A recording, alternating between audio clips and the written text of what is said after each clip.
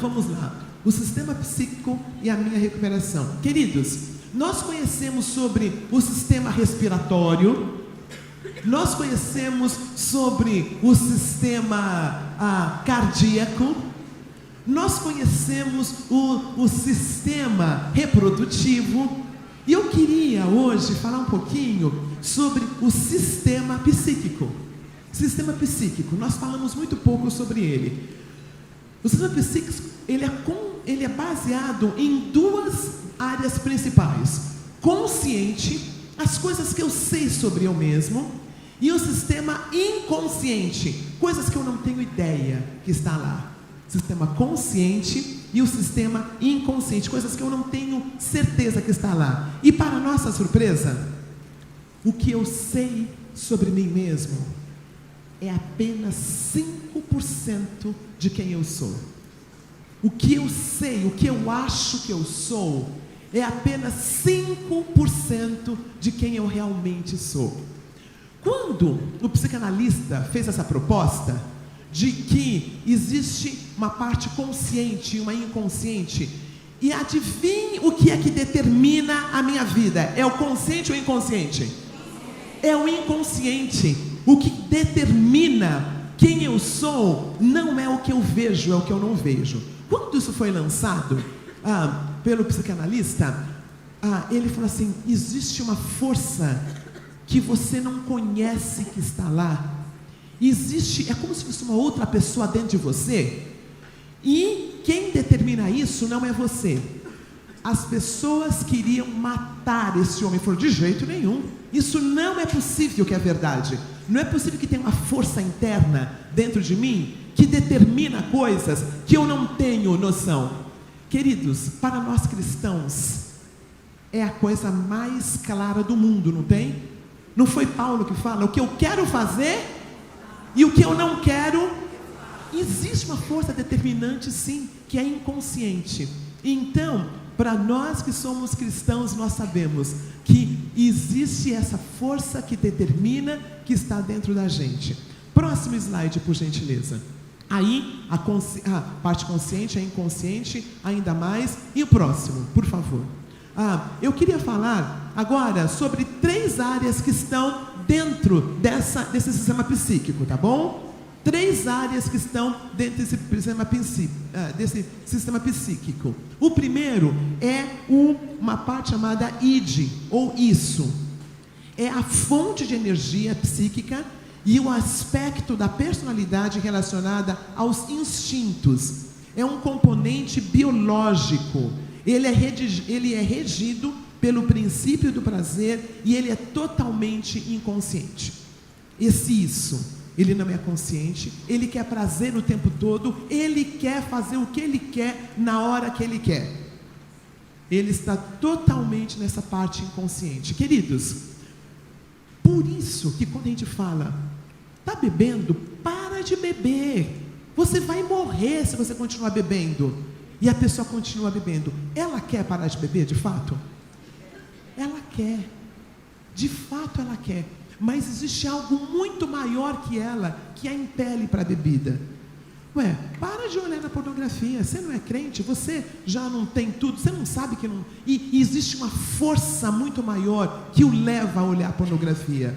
Não é algo que... quer ver, olha, fala para você, olha, não pense no verde. Não pense na letra verde. É possível não pensar? Porque está lá, é forte. Por isso, a importância de eu não ter que dar pitaco para o outro. Porque não é comportamento que ele tem que mudar. É algo muito mais profundo. O isso determina. Ele é determinante. Ele é forte e ele quer fazer o que ele quer. A primeira parte dessas 3 áreas. Eu queria falar sobre a segunda agora, Renan. Pode ir lá, por gentileza. Esse é o eu, que é o que eu acho que eu sou. Ele é aspecto racional da personalidade, ele é responsável pelo controle dos instintos, ele é o mediador entre o isso e o outro que nós vamos falar, e ele é regido pelo princípio da realidade. O id era regido pelo princípio do prazer, eu quero fazer agora, então eu vou fazer agora. O eu, essa parte racional, ele é regido pelo princípio da realidade. E ele, basicamente, ele é consciente. E o último que eu vou falar, o super-eu. O super-eu, ele é o aspecto moral da personalidade. É o produto da internalização dos valores e padrões recebidos dos pais e da sociedade. Ele é um componente social do trio, depositário de normas e princípios morais do estudo social a que o indivíduo se vincula, e ele é predominantemente consciente. Ele é o juizinho, sabe? Você, olha, não pode fazer isso não, né? Lembra? Cuidar do olhinho que olha, cuidar do mãozinha que vê, papai do céu está olhando para você, lembra disso? Né? Não, a gente tem que fazer certinho que a gente não vai para o inferno. Durante muito tempo, nós confundimos uma pessoa que tem esse super-eu, volta lá só um pouquinho, Rê.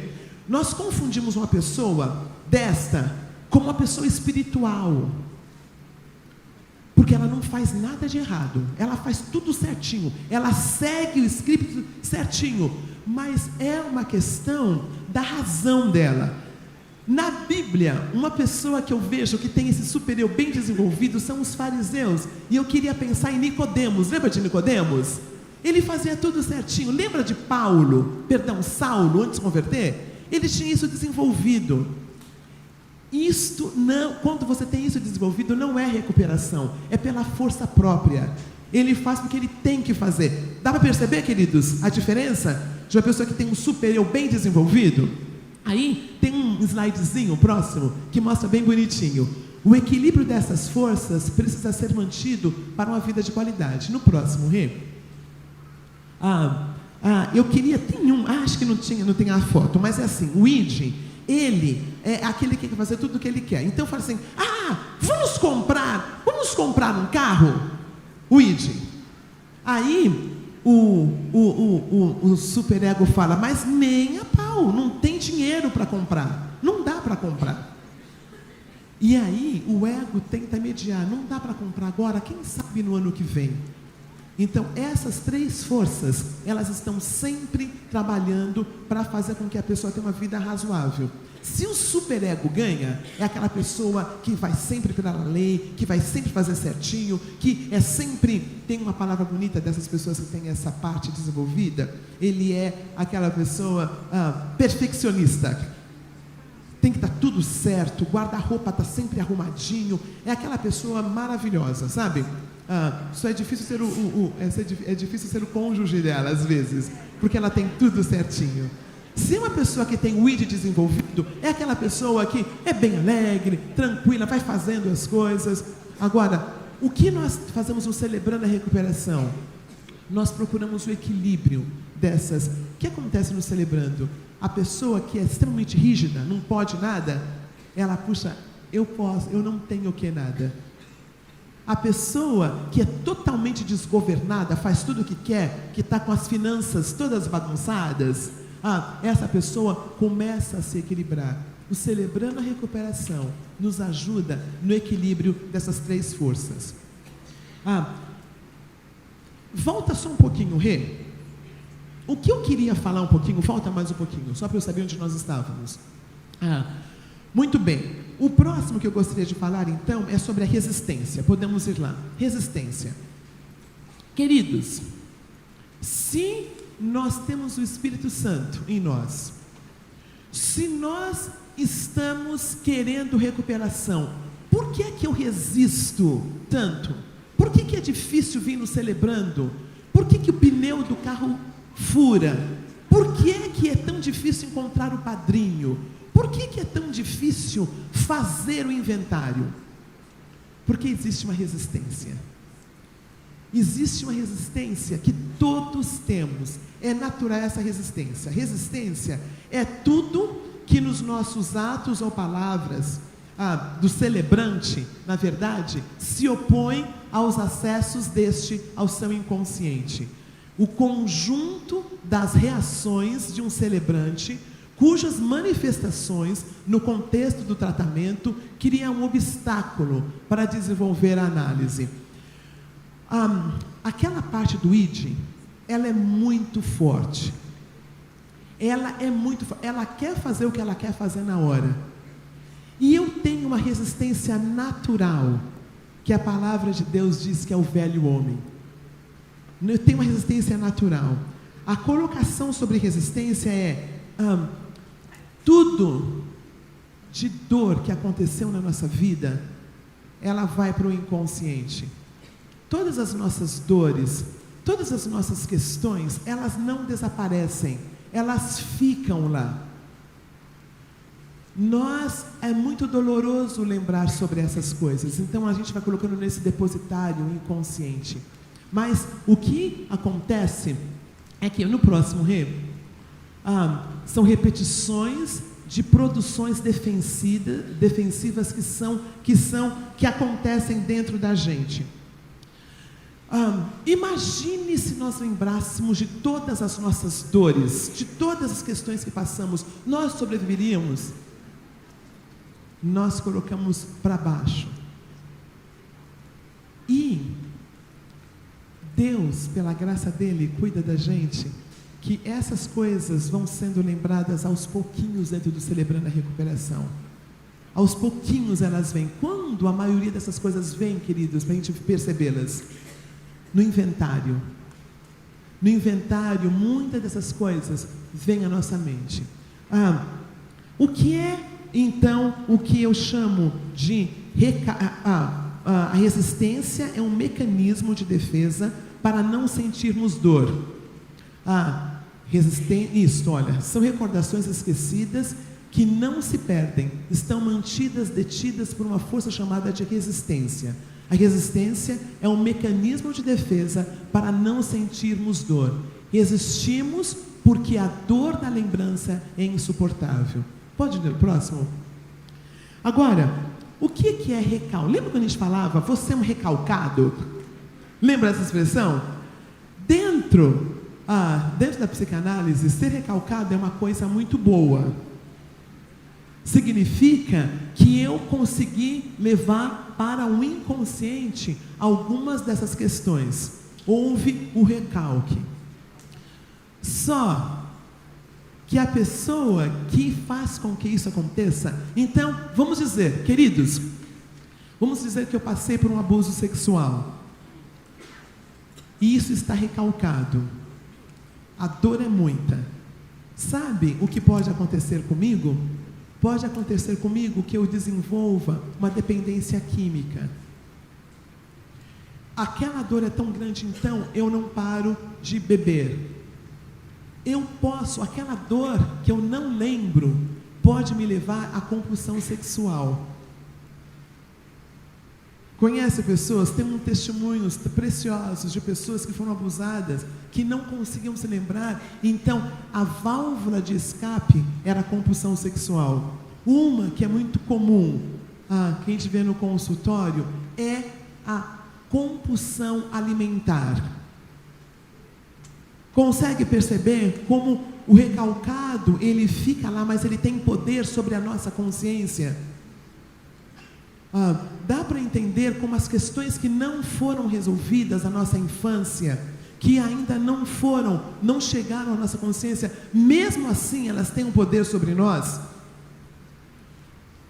Aí o que acontecia nas igrejas? A pessoa, ela tinha uma questão de bebida, e aí tinha que parar de beber, não era? Mas não lidou com o que aconteceu antes. Aí, o nosso programa sugere o quê? Quando eu tenho uma compulsão e eu vou no grupo, o grupo diz para mim o que fazer? Porque o problema não é a compulsão. O problema não é a compulsão. O problema é muito anterior. É um trauma emocional. É alguma coisa que aconteceu que faz com que a pessoa, é a válvula de escape dela. É, na verdade, o analgésico que ela usa. Eu estou com dor de cabeça, a minha tendência é tomar fala o nome de um analgésico. Alguma coisa. Mas vamos dizer que a minha dor de cabeça é que eu estou com pneumonia. Adianta ficar tomando remédio para dor? Não, tem uma outra questão. No Celebrando a Recuperação, queridos, nós chegamos com um problema aqui. Mas o problema não é esses. Por isso que a gente eventualmente vai lidar com muitas questões até chegar onde é a situação. Porque nós recalcamos dores e nós chama a volta do recalcado. Nós recalcamos, mas aquele problema ele volta.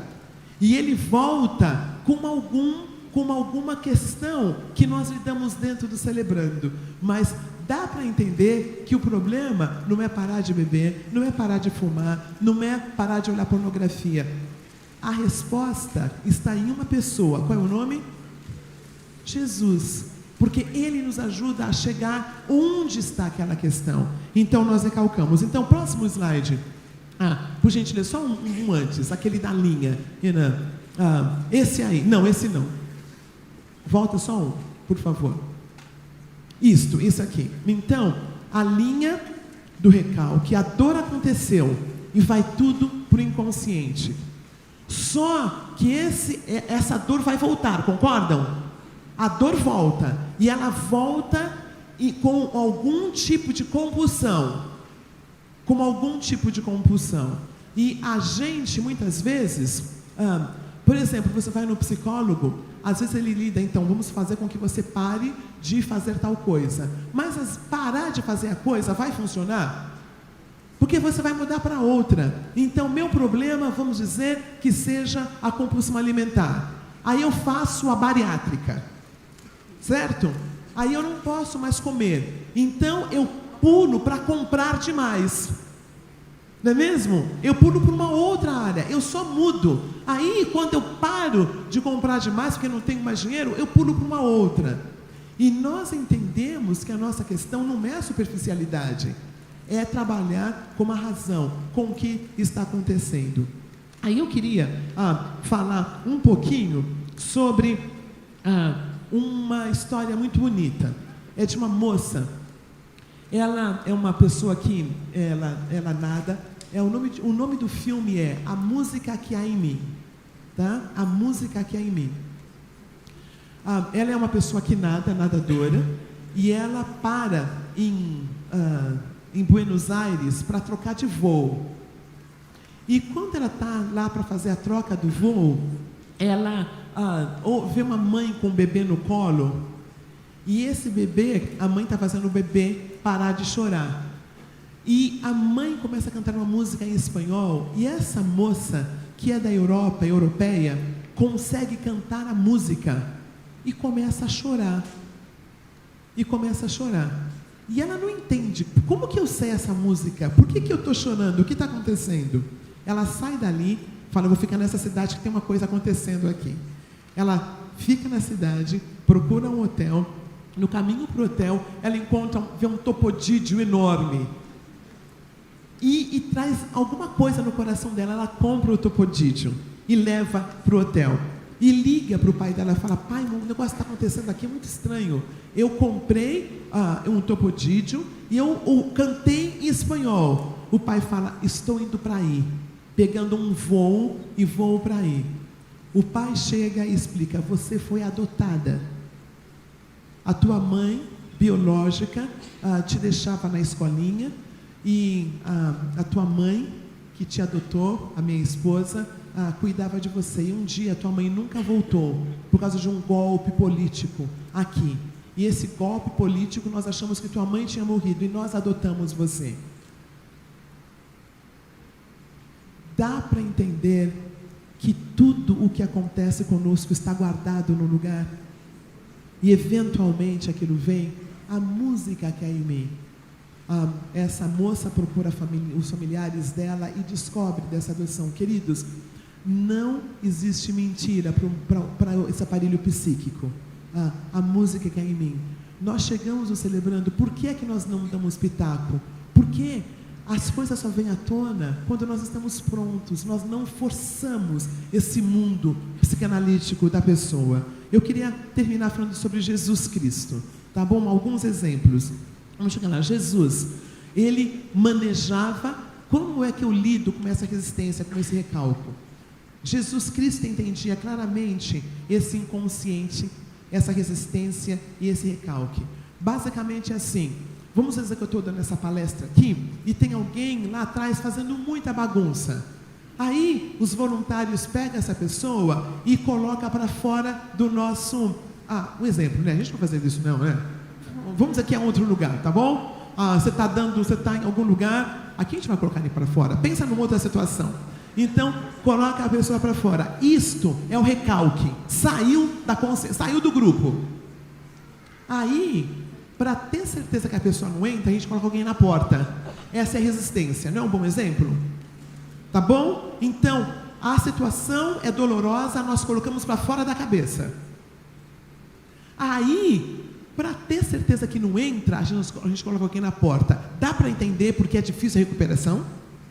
Dá para entender porque é difícil? Porque é muita dor. Por que que tem que ter uma música animada quando a gente vai no celebrando? Porque está doendo, tem que ter música, tem que ter lanchinho, tem que ter uma comidinha, porque o processo é doloroso. O processo de lembrar de coisas que a gente não quer lembrar, que está recalcado. Então, esse processo que nós temos no celebrando é algo totalmente, faz todo sentido. Jesus Cristo, ele falava assim: o problema não é isto aqui, isto aqui, isto aqui. Nós não estamos aqui lidando com pecados. Existe um pecado, a nossa inconsciência. Um negócio forte, um negócio que nos domina. Não é isso que Jesus fala? Não é o que entra pela boca que nos contamina. O que nos contamina é o que sai, que é feito na nossa mente, que é arquitetado dentro da gente. Jesus Cristo, você lembra de Jesus Cristo dando uma palestra para uma pessoa que está em pecado? Você lembra no Evangelho, Jesus Cristo procurando alguém e falando assim: olha, eu quero que você sente aqui, eu quero explicar o que você está fazendo é pecado, e é isto. Você viu em algum lugar Jesus fazendo isso? Ele falava: quem tem ouvidos para ouvir, ele jogava a palavra dele, e a pessoa que estava pronta respondia a palavra. No nosso grupo de apoio, nós falamos com alguém o que ele tem que fazer? No nosso grupo de passos, nós falamos para alguém que tem que fazer? Não, porque a pessoa não está pronta para ouvir. Isso é jogar pérolas aos poucos. Vamos convidar para vir celebrando? Vamos convidar, vamos falar, vamos pedir a falar para ela participar de alguma coisa? Claro que sim. Mas nós vamos forçar essa pessoa? Porque é o tempo dela. Vamos orar por essa pessoa? Muito! Mas nós não vamos forçar o Evangelho do nosso Senhor Jesus Cristo pela garganta afora de alguém. Jesus falou assim: vinde a mim todos que estão sobrecarregados, eu vos aliviarei. Em nenhum lugar do Evangelho nós vemos Jesus forçar a barra do recalque da resistência. Vou repetir: em nenhum lugar. Isto seria violento.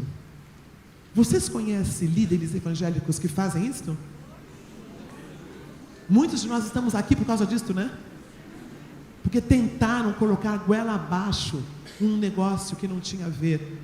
Jesus nunca forçou ninguém a fazer nada.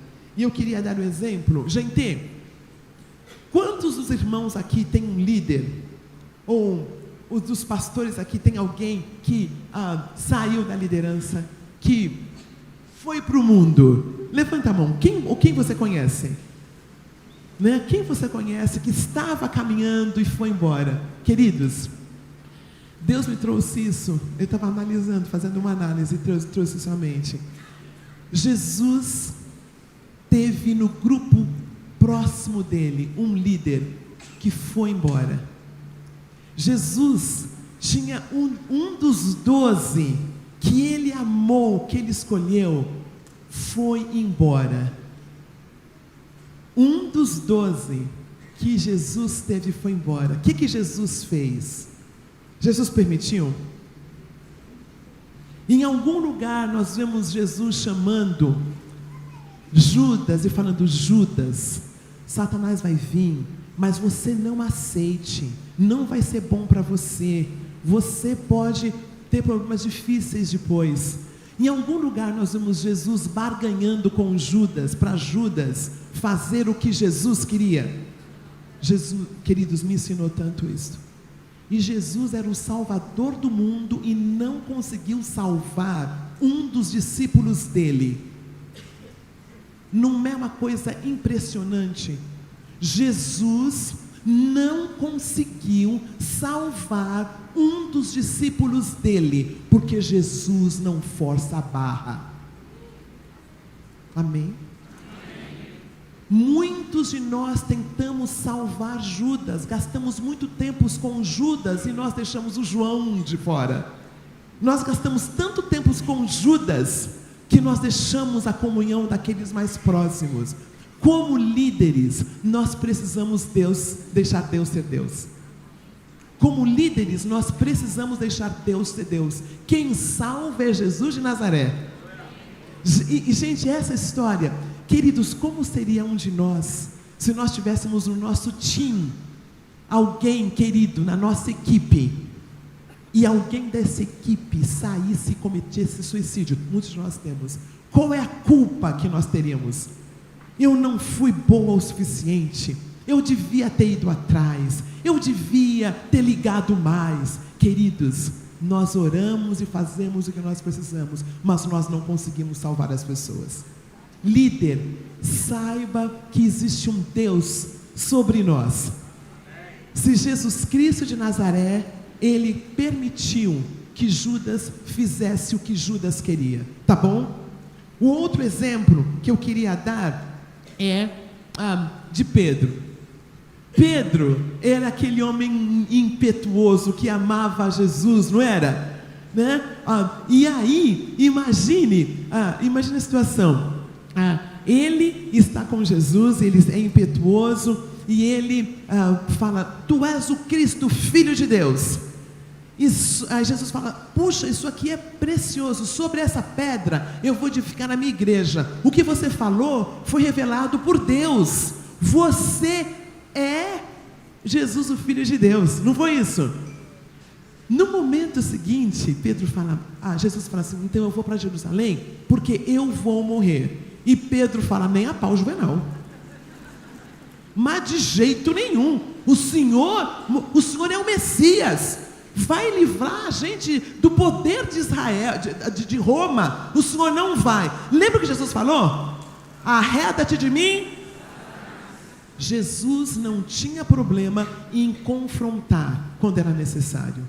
Não tinha codependência. Jesus conseguiu falar a verdade quando ele precisava. Com Jesus não havia próximo rei, não havia apelo, não havia apelo, barganhas. Inclusive, seguir Jesus poderia custar a vida do seguidor. Jesus Cristo não barganhava. Se nós queremos ser líderes usados por Deus, nós precisamos saber que quem faz o trabalho é nós precisamos, senão nós não vamos conseguir ser líderes, porque nós vamos cansar, nós vamos estar estafados, nós vamos estar tentando secar gelo. Quem faz o trabalho é Jesus de Nazaré. Jesus se comunicava, queridos, Jesus se comunica com o nosso consciente. Ele conhece quem eu sou pelo que eu acho que eu sou, ou ele comunica com esse inconsciente? Fala, dá um chute. Jesus se comunica com esse inconsciente, com essas coisas que tem aqui. E eu vou dar um exemplo. Eu sempre me achei e eu falei: qual é o problema? As recaídas, elas acontecem por causa de orgulho, não é mesmo? O que nos faz recair, todas as áreas, é o orgulho, certo? Se é dependência química, é porque eu fico todo poderoso quando eu bebo, né? Se é compulsão sexual, eu fico todo poderoso, não é isso? Se é baixa autoestima, eu fico tão fragilizada que todo mundo vem e me acham que sou uma coitadinha. É o mesmo pecado, certo? Não é? Do orgulhoso. Então, eu falava assim, puxa vida, eu acho que essa questão não é uma grande questão para mim. Aí no congresso do ano passado, quem estava aqui no ano passado? Tá bom, tinha um bocado de gente. Eu percebi que eu subi muito no palco. Eu estava muito aqui em cima. Não é a consciência que determina. É a inconsciência. Então eu falei, Senhor, eu quero trabalhar, porque a soberba precede a ruína e a altivez do espírito a queda. Aquele que está em pé, veja que não. E eu falei, Senhor, eu quero trabalhar essa área. Eu quero ter a honra de estar nos celebrando durante muitos anos. Eu não quero recair. Então eu trabalhei. Mas eu não percebia conscientemente o orgulho, mas eu percebi aqui. E ninguém me disse, viu? Está entendendo? Como é que a inconsciência vem? Através de ações. Coisas que eu faço. Coisas que eu sonho. Brincadeiras que eu faço e sintomas. E xistes, aquelas brincadeirinhas. São 5 maneiras como a inconsciência vem. Quem eu realmente sou, vem através do que eu faço. Vem através das coisas que eu falo. Vem através de coisas que eu sonho. Eu sempre sonhava que eu ia estar no programa do Jô. Eu falei, de onde que veio esse sonho? Eu, hein? Sempre, um sonho repetitivo. É claro que é psicanalítico. E justo eu, uma serva de Deus, humilde assim? Como assim? Gosto, abraço todo mundo? Abraço, não. Eu sempre achei que o orgulhoso é aquele que sabe ficar sentado lá. Eu amo tirar foto, viu, gente? É que não dá. Deus mostrou, sim, aquele que está em pé, veja que não caia. Porque não é o que eu acho de mim que determina. É o que eu falo. É o que eu sonho. E Deus, pela graça dele, penetra isto. Queridos, nós o celebrando, não vamos nos basear no que a gente acha que a gente é. O nosso padrinho conhece a gente bem. O nosso psicanalista, nosso psicólogo conhece a gente bem. Ouvir o que o outro diz, porque eu não dou conta de me ver. Eu preciso de alguém perto de mim para dizer, não, Roseni, está um pouquinho a mais. Menos. Nós precisamos de pessoas. Por isso que no Celebrando nós não caminhamos sozinhos. Porque o que a gente acha sobre a gente é quanto por cento? É só 5%. Eu preciso de um outro olhar. Eu preciso que alguém... E gente, quanto mais líder você é, mais difícil as pessoas chegarem para falar com a gente, viu? Escutaram? Quanto mais líder você é, menos as pessoas falam com a gente. Eu me lembro saindo com uma menina muito querida, muito líder, viajávamos muito, e ela sempre dizia onde a gente ia.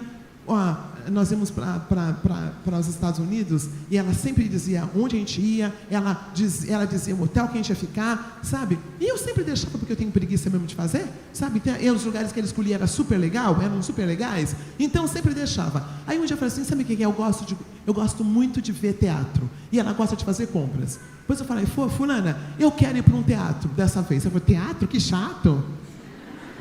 Falei, pois eu quero, a gente vai para o teatro. Aí nós fomos para o teatro. Não, na verdade, queridos, museu de Metropolitan Museum, que eu queria muito ver, sabe? Seria injusto que ela não falava inglês e ir para o teatro com ela, mas um museu dá para todo mundo ver, né? Aí nós fomos, eu fui rapidinho, que eu fico muito tempo no museu, mas eu fui rapidinho por causa dela. Aí na saída eu falei assim, então, o que você achou? Eu falei assim, não aprendi nada. Falei, você entrou num dos museus do mundo e não aprendeu nada. Eu falei assim, então, você tem se mostrado uma amiga para mim. Você fala quando a indumentária não está bonita, quando não está combinando, me fala quando está com cheiro de CC, sabe? Você tem sido amiga, mas eu não tenho sido uma boa amiga para você. Porque eu nunca digo quando eu não gosto de uma coisa. Isto é ser covarde. Então, eu quero dizer umas coisinhas para você agora. Você controla muito. E eu acredito que na próxima viagem eu quero ter parte disto. E as lágrimas, era uma mulher linda, as lágrimas foram descendo, olhos verdes, descendo. A amiga dela estava assim: vocês estão brigando? Eu falei: a gente está brigando sim. A gente está brigando sim. Aí ela falou: mas ninguém nunca me disse que eu sou controladora. Eu falei: porque não adianta dizer, você não escuta. Ela falou: só você e o meu filho. Eu falei: a gente te ama e está falando a verdade. Queridos, foi libertador. Ela que pagava a parte da viagem. Ficamos 5 anos sem viajar.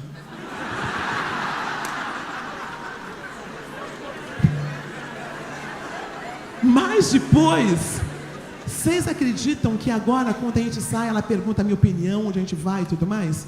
Houve um crescimento. Mas o que eu queria dizer é que, então, ela trabalha em televisão, uma pessoa era muito famosa e tal. Ninguém dizia para ela. Ninguém dizia para ela. Quanto mais líder você é, menos pessoas vão ter coragem de dizer para você. Porque a tendência é de nós fazermos o que a gente quer. Queridos, a importância é muito grande de nós ouvirmos pessoas, porque eu não sei quem eu sou de fato. Eu me vejo pelo olho do outro. Eu me vejo pelo outro do outro. E terminando, Jesus se comunicava com recalque: quem não tem pecado, atire a primeira pedra. Lembra? Quando Jesus fez com aquela mulher que foi perdoada. Legal, né? Com aquela mulher que foi perdoada, ele falou: ele agiu ali com a inconsciência do povo. Ele partiu para o inconsciente. Aí ele fala: deixe os mortos que enterrem seus próprios mortos. Um rapazinho que queria segui-lo. E um outro exemplo, eu queria terminar com esse exemplo: vai, vende todos os teus bens e me segue. Ele sabia que o problema do menino jovem, aquele jovem que chegou para procurá-lo, a história é mais ou menos assim: Jesus, ele chega para Jesus e fala assim: o que eu faço para ser salvo? Lembra? O que eu faço para ser salvo? Aí Jesus falou assim: vai, vende tudo que você tem e dá aos pobres. Só que ele era um menino que tinha muita coisa. Se fosse aqui de São Paulo, via na Zona Sul, sabe? Com seus carrinhos e tal. Deixa eu dar 2 exemplos disso. Vocês lembram o que Jesus fez depois? Você lembra o que Jesus fez? Você não lembra porque Jesus não fez nada. Jesus não foi atrás. Não! Vem! Vai dar certo. Porque Jesus sabia que inconscientemente aquele menino, ele precisava de coisas. Ele precisava trabalhar. E a Bíblia fala que Jesus o amava. O que ele falou para a mulher samaritana? Quando ele encontrou: vai e procure o teu. Porque a questão tinha dor ali. Ela tinha que acertar aquela dor. Para cada pessoa ele falava uma coisa, porque ele conhece o nosso inconsciente. Ele sabe as nossas necessidades. Então, ele trabalha com isso. A nossa oração é que no Celebrando a Recuperação, Deus vai trazendo isto. Deus vai trazendo à tona tantas coisas escondidas. Nós chegamos com um problema e nós depois descobrimos que é outro e a gente vai fazendo. E queridos, nós seremos celebrantes até a vinda de Cristo. Amém? Não vamos conseguir lidar com todas as questões aqui. E aí, Jesus se comunicava através da arte de contar histórias. Vocês perceberam o skit, guys, ontem? Não foi um bocado de lição? Jesus nunca fazia um negócio que não tinha figuras. O Mac foi uma coisa muito legal. Ele falou assim: quando tiver que começar alguma coisa, conte uma história. Conte uma história. Jesus Cristo sempre se comunicava com o inconsciente. E o inconsciente é acessado através de histórias. O inconsciente é acessado através do louvor. Sabe quando você está louvando e você tem um pouco de... Sabe por quê, queridos? No inconsciente tem coisas que não são nominadas. Nós não sabemos, não dá nome. Então a música, ela chega num lugar que palavra não chega. Por que é que o testemunho de ontem e o testemunho de hoje, por que vocês conseguiram ficar tanto tempo sentados, todo ouvidos? Porque o testemunho é algo forte. Porque tem história. Tem história. Jesus Cristo, o maior professor que pisou na terra, ele usava histórias. Por que é que no Celebrando a Recuperação tem quantas histórias por ano? 25. É uma lição e uma história. É uma lição e é uma história. Eu queria terminar dizendo uma coisa, queridos. Quando Deus deu celebrando para o John Baker, eu tenho certeza que ele não sabia all dessas questões psicanalíticas. Deus deu para ele. Quando ele deu as 5 diretrizes, Deus deu para ele. Não dá pitaco. Da onde saiu isso? Da onde saiu isso? Do coração de Deus para aquele homem. Da onde que foi o testemunho? Deus quem disse para ele, sem ele ter nenhuma formação psicanalítica. Não é lindo isso, queridos? Deus nos usa, quando Deus fala, outra coisa que eu queria terminar, as quartas, profissional no celebrando é só se ele for celebrante. Não começa a trazer um bocado de psicólogo, psicanalista, psiquiatra para o seu celebrando, à torto e à direita. A gente estraga o celebrando. Nós podemos estragar o celebrando. Tinha lugares que achava que o líder do celebrando tinha que ser psicólogo. Não, queridos. Deus se revela a nós, independente da psicologia. Porém, é claro que tem psicologia dentro do celebrando. Não é terapia, mas é terapêutico o celebrando. Então mantenha a lição, mantenha os testemunhos, porque Deus, pela graça dele, nos alcança. E a parte principal de hoje é: tem coisas sobre nós mesmos que nós não sabemos, mas nosso Pai eterno conhece.